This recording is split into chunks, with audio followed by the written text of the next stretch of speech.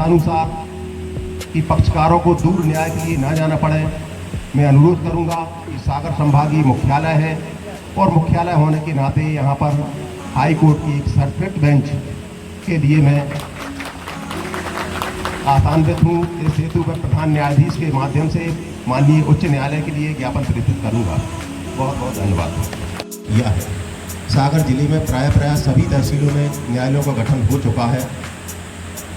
चूँकि पक्षकारों को दूर न्याय के लिए ना जाना पड़े, इसलिए समस्त तहसीलों में ये गठन किया गया है। आज माननीय न्यायमूर्ति भी हमारे समक्ष विराजमान हैं।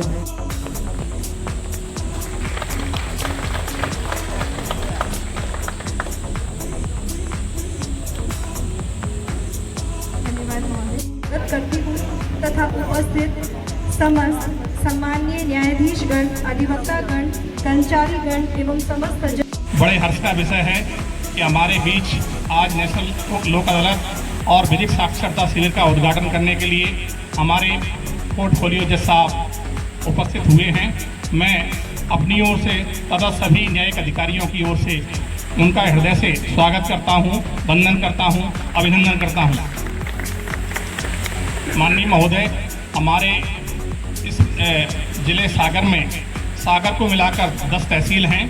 10 तहसील में मैंने 1 अप्रैल को ज्वाइन किया है, जिसमें मैंने सागर, बीना और खुरई को छोड़कर लगभग 8 तहसीलों में भ्रमण किया है और ये पाया है कि हमारे सभी न्यायाधीशगण न्यायदान में बड़े सक्रिय रूप से सहयोग कर रहे हैं। उसमें हमारे अधिवक्तागण की बड़ी महती भूमिका है।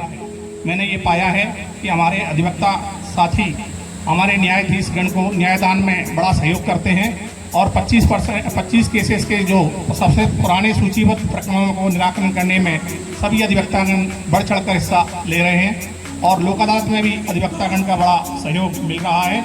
हमारे न्यायाधीशगण ने काफ़ी मेहनत की है और इसके परिणाम आज शाम तक नजर आएंगे। हमारे ज़िले में लगभग 50 खंडपीठ बनाई गई हैं, जिसमें अधिवक्तागण को भी सदस्य नामांकित किया गया है और अधिवक्तागण के परामर्श और सहयोग से और उनके द्वारा दी गई सलाह के आधार पर हम अधिक से अधिक मामलों का निराकरण करने का प्रयास करेंगे। माननीय महोदय, मैं श्रीमान को ये बताना चाहूँगा कि हमारे विधिक सेवा प्राधिकरण की ओर से जिले में जो विधिक सेवा की योजनाएं चलाई जा रही हैं, उनमें से लीगल डिफेंस काउंसिल सिस्टम भी यहाँ पर 14 अगस्त 2023 को इंट्रोड्यूस किया गया है, जिसमें chief legal defence counsel Shri Bidoliya साहब वकील साहब हैं और उनके 4 लोग और टीम हैं। ये जेल में जाती हैं, ऐसे मामलों को चिन्हित करती हैं जिनमें अधिवक्ता करने के लिए व्यक्ति सक्षम नहीं है, निरोध में हैं। वे ऐसे लोगों से बातचीत करते हैं, उनके परिवार से बातचीत करते हैं और उनके मामलों में प्रभावी रूप से पैरवी उनकी ओर से की जा रही है।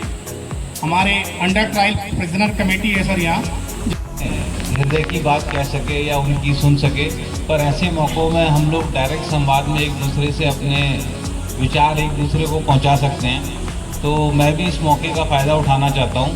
आज नेशनल लोक अदालत है और नेशनल लोक अदालत का आने वाले दिनों में बहुत इम्पोर्टेंस होने वाला है।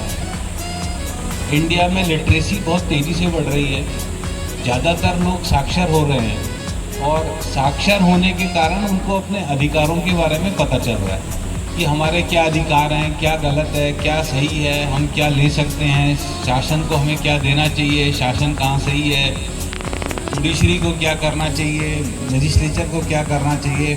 तो सिटीजन्स और नागरिक लोग जब इन अपने अधिकारों के लिए जागरूक हो रहे हैं तो इस कारण से लिटिगेशन बहुत तेज़ी से बढ़ रहा है। अभी भी अपन न देखें तो हिंदुस्तान में ये पोजीशन नहीं है कि 100% लिटरेसी है। लिटरेसी बढ़ी है, इस कारण से लिटिगेशन भी बढ़ा है। और आने वाले टाइम में जिस हिसाब से लिटिगेशन बढ़ रहा है और लोग जागरूक हो रहे हैं अपने अधिकारों के लिए, कोर्ट के ऊपर बहुत ज़्यादा बोझ आने वाला है लिटिगेशन का, और इसके लिए हमें तैयार होना है। और इसी कारण से जो देश के सर्वोच्च न्यायालय है, उच्च न्यायालय हैं और न्यायालय हैं, वो कोशिश कर रहे हैं कि एक ऑल्टरनेट डिस्प्यूट रिजोल्यूशन के मेथड्स हों, ADR जिसको हम लोग कहते हैं, ताकि कोर्ट में बहुत सारे लिटिगेशन में टाइम वेस्ट ना हो, लोगों का पैसा भी ज़्यादा खर्च ना हो, और जो भी लिटिगेशन हो वो दोनों के बीच में फाइनल हो जाए। अगर आप कोर्ट के माध्यम से लिटिगेशन करते हैं तो पहले कोर्ट डिसाइड करेगा, फिर अपील होगी, सेकंड अपील होगी, आप सुप्रीम कोर्ट जाओगे, फिर उसका आप एग्जीक्यूशन कराओगे। इस पूरी प्रक्रिया में 20-25 साल तो लग ही जाते हैं। तो सिविल के मुकदमे में आदमी को अपनी ज़िंदगी में ज़मीन मिल पाए ना मिल पाए, क्या पोजीशन हो, सभी लोग जानते हैं क्या होता है। और अगर यही सब डिस्प्यूट ऑल्टरनेट डिस्प्यूट रेजोल्यूशन के माध्यम से आपस में सफाई करके, आपस में बात करके लोग अगर सेटल कर लेते हैं तो ना अपील में आप लोगों को जाना पड़ेगा। जो भी जजमेंट होगा, वो जो भी डिसीजन होगा, जो दोनों पार्टी एंटर करेंगी वो फाइनल होगा। इसकी अपील भी नहीं होती है, लोगों का पैसा भी बहुत बचेगा। इसलिए आज का आने वाला जो समय है वो ADR का ही है। उसमें आर्बिट्रेशन है, नेशनल लोक अदालत हैं, चाहे क्लेम केसेस हैं। अभी तो पोजीशन ये हो गई है कि आजकल लोग थाने जाते हैं और थाने में रपट लिखाते हैं 420 की, पर एक्चुअली में केस 420 का नहीं होता है, सिविल डिस्प्यूट होते हैं पार्टी के बीच में। तो लोग भी ऑल्टरनेट डिस्प्यूट का गलत माध्यम ढूंढ रहे हैं कि कैसे हम अपना सिविल डिस्प्यूट जल्दी ख़त्म कर लें, जल्दी से हमें ज़मीन का पोजीशन मिल जाए। तो इसलिए अभी 2-4 जजमेंट आए हैं सुप्रीम कोर्ट के, जिसमें सुप्रीम कोर्ट ने कहा है कि सिविल के जो मामले हैं उसमें पुलिस FIR दर्ज ना करे, क्योंकि गलत इस्तेमाल किया जा रहा है कानून का। हिंदुस्तान एक ऐसा देश है जहाँ पे कानून का बहुत जल्दी गलत इस्तेमाल किया जाता है, क्योंकि जैसे जैसे लोग साक्षर होते हैं, और हिंदुस्तान में लोगों की ये प्रवृत्ति बहुत तेज़ है कि झूठ बहुत ज़्यादा बोलते हैं लोग। एक अपराध होता है, 10 लोग फंस जाते हैं गांव में, क्लेम में एक्सीडेंट से नहीं होता है, क्लेम केस फाइल हो जाता है। तो मिसयूज़ बहुत होता है, और अपन देख भी रहे हैं कि जब मिसयूज़ होता है तो फिर कोर्ट को इंटरफियर करना पड़ता है। 498 में कोर्ट ने बोला कि बेल दें, अननेसेसरी अरेस्ट ना करें क्योंकि मिसयूज़ होने लगा।